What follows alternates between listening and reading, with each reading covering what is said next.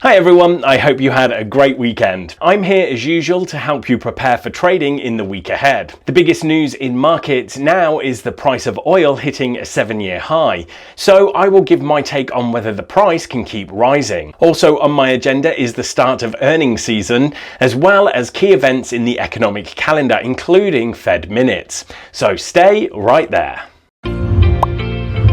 GKFX Prime presents the week ahead. So I already talked a bit about oil in the last video when previewing the OPEC meeting that happened last week. It was after OPEC that WTI crude reached $80 per barrel and a 7-year high. Now, that's because they didn't decide to increase production quotas at a faster rate than already agreed. This means demand could continue to outstrip supply in the months ahead, and it also serves as a powerful message that OPEC wants the price of oil higher. And the lower supply from OPEC and extra demand because of shortages in other energy products like natural gas, that's a recipe for higher prices.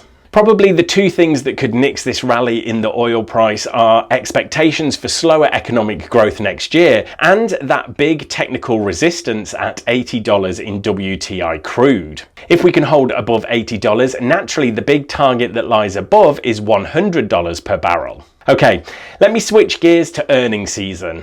The big US banks officially kick off Q3 earnings season this week. Let me quickly give you the release times. JP Morgan Chase reports on Wednesday the 13th. Bank of America, Wells Fargo and Citigroup all report on Thursday, and Goldman Sachs reports on Friday. The jitters we've seen in the stock market of late probably have something to do with these earnings. Interestingly, bank stocks have actually been breaking higher, while the S&P 500 corrected 5%.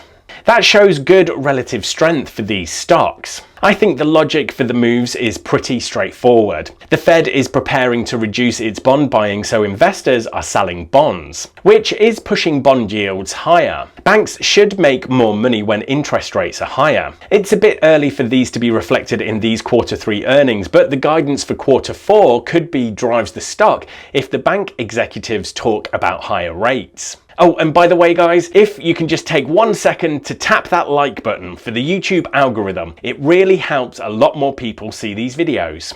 Okay, so let's round off with the economic calendar. The big one, as I already mentioned, is the Fed minutes. But we also have US inflation and retail sales data out of the US and China. Investors took the last Fed meeting as hawkish because it looks like the Fed is on course to start tapering this year. The consensus is that they taper in November, but no date has been given by Jerome Powell or the official statement. For that reason, the minutes could be interesting to give a bit of color on what that data is more likely to be. Right, thanks everyone, good luck trading this week, and make sure to click on subscribe so you don't miss the next episode of the week ahead.